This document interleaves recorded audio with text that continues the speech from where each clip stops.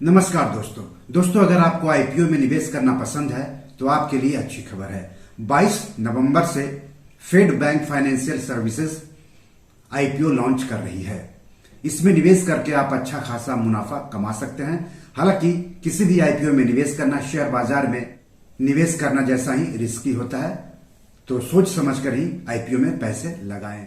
तो इस एपिसोड में आगे हम आपको फेड बैंक फाइनेंशियल सर्विसेज के बारे में, उसके आईपीओ के बारे में, आईपीओ में निवेश कैसे करते हैं उसके बारे में बताएंगे।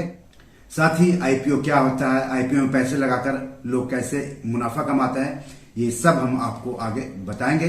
कहीं जाइएगा नहीं।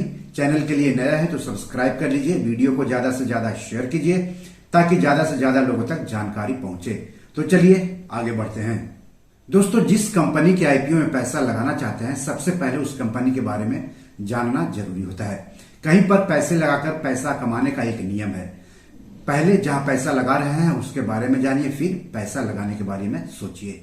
तो Fed bank financial services gold loan, business loan, home loan, property पर लोन देने का कारोबार करती है। देश भर में 573 से ज्यादा शाखाएं हैं। 4.5 लाख से ज्यादा ऐप डाउनलोड हो चुके हैं।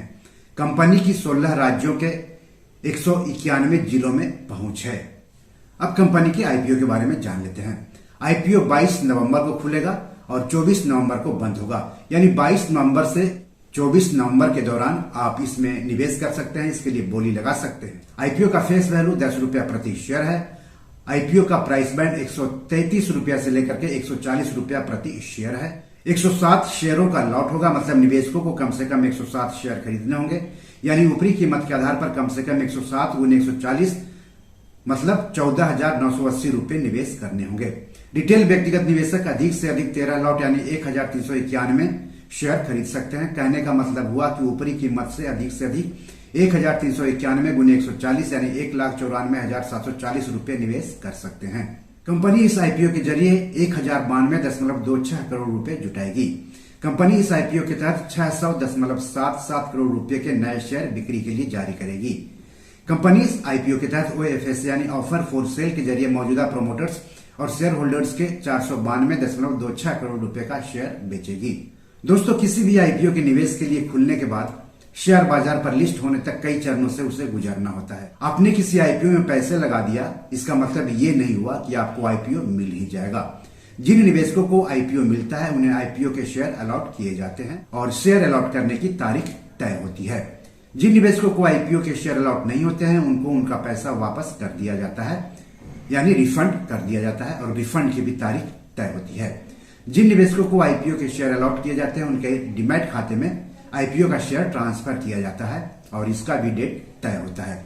तो किसी भी आईपीओ में निवेश करते समय निवेशकों को इन तारीखों को जरूर याद रखना चाहिए। आपको बता दूं कि शेयर बाजार, आईपीओ, एफपीओ में निवेश करने के लिए निवेशकों के पास डीमैट अकाउंट के साथ साथ ट्रेडिंग और सेविंग्स अकाउंट भी होने चाहिए।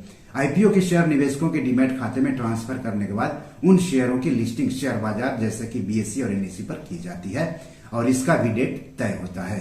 तो फेड बैंक फाइनेंशियल सर्विसेज के आईपीओ के अलॉट की तारीख है 30 नवंबर। अलॉट नहीं होने पर पैसे की वापसी होगी 1 दिसंबर को। निवेशकों के डीमैट अकाउंट में शेयर ट्रांसफर होंगे 4 दिसंबर को। आईपीओ शेयर्स की लिस्टिंग होगी 5 दिसंबर को और शेयर बीएसई और एनएसई पर लिस्ट होंगे। दोस्तों, आईपीओ में आरक्षण भी लागू होता है। तो इस इशू में 50% हिस्सेदारी योग्य संस्थागत खरीदारों यानी क्यूआईबी के लिए, 15% हिस्सेदारी एनआईआई यानी गैर संस्थानिक निवेशकों या एचएनआई के लिए, जबकि 35% हिस्सेदारी रिटेल निवेशकों के लिए आरक्षित है। इस आईपीओ का बुक रनिंग लीड मैनेजर्स है ICICI securities, BNP Paribas, Equirus capital और जेएम फाइनेंशियल। इस आईपीओ का रजिस्ट्रार है लिंक इन टाइम इंडिया। दोस्तों, शेयर बाजार में किसी भी शेयर या आईपीओ में निवेश करने से पहले अपने वित्तीय सलाहकार से बात जरूर कर लें। ऐसा नहीं करने पर आपको आर्थिक रूप से नुकसान उठाना पड़ सकता है। तो अगर आपने रिस्क और रिटर्न को ध्यान में रखते हुए इस आईपीओ में निवेश करने का फैसला कर लिया है तो जान लेते हैं किसी भी आईपीओ में निवेश कैसे करते हैं। Share market, IPO, rights issue, FPO में निवेश करने के लिए निवेशकों के पास सेविंग्स अकाउंट के अलावा ट्रेडिंग और डीमैट अकाउंट भी होने चाहिए। सेबी रजिस्टर्ड शेयर ब्रोकर्स के पास ट्रेडिंग और डीमैट अकाउंट खुलवाएं। हालांकि सेविंग्स अकाउंट बैंक के पास खुलवा सकते हैं। कई शेयर ब्रोकर्स तीनों अकाउंट खोलने की सुविधा देते हैं।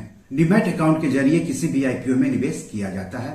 निवेशकों के डीमैट अकाउंट में ही आईपीओ से संबंधित फॉर्म मिलेगा जिसे ऑनलाइन भरना होगा। आईपीओ के संबंध में जानकारी के लिए अपने शेयर ब्रोकर से भी बात करें। सवाल है कि आईपीओ क्या होता है और निवेशक इसमें पैसा लगाकर कैसे कमाते हैं। आईपीओ यानी इनिशियल पब्लिक ऑफरिंग, हिंदी में इसको आरंभिक सार्वजनिक निर्गम या आरंभिक सार्वजनिक पेशकश कहते हैं। आईपीओ लाने वाली कंपनी आईपीओ के जरिए शेयर बाजार पर लिस्ट होती है और अपने शेयरों की बिक्री करके पूंजी बाजार से पैसे जुटाती है। वहीं दूसरी ओर निवेशक भी इन आईपीओ में पैसे लगाकर पैसे कमाते हैं, बशर्ते आईपीओ अच्छी कंपनी का हो। सवाल है कि आईपीओ से निवेशक कैसे कमाते हैं। आईपीओ के शेयर जिस कीमत पर निवेशकों को अलॉट होते हैं, अगर शेयर बाजार पर लिस्ट होने के बाद उन शेयरों की बाजार कीमत अलॉट हुई कीमत से अधिक होती है तो वही निवेशकों की कमाई होती है या रिटर्न होता है। मान लिया आपको किसी आईपीओ के शेयर 100 रुपया प्रति शेयर के हिसाब से अलॉट हुए। शेयर बाजार में लिस्ट होने के बाद उन्हीं शेयरों की बाजार कीमत अगर 150 रुपये प्रति शेयर पर पहुंच गई तो जो 50 रुपये है वही प्रति शेयर कमाई है। बी योर मनी मैनेजर में आज नहीं। एपिसोड कैसा लगा हमें जरूर बताइएगा। इस एपिसोड या पैसों से जुड़े कोई सवाल हो तो जरूर पूछिएगा।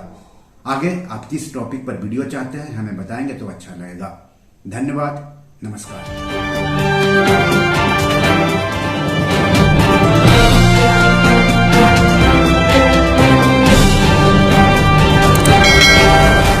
दोस्तों, ये मेरी 7 किताब है जो कि amazon.com पर पब्लिश है। आप इसे डाउनलोड करके पढ़ सकते हैं। इन किताबों के लिंक्स इस वीडियो के डिस्क्रिप्शन में दिए हुए हैं। इन 7 किताबों में से 5 किताब मनी मैनेजमेंट पर है, यानी पैसा निवेश करके अधिक पैसा कैसे कमाएं पर आधारित है।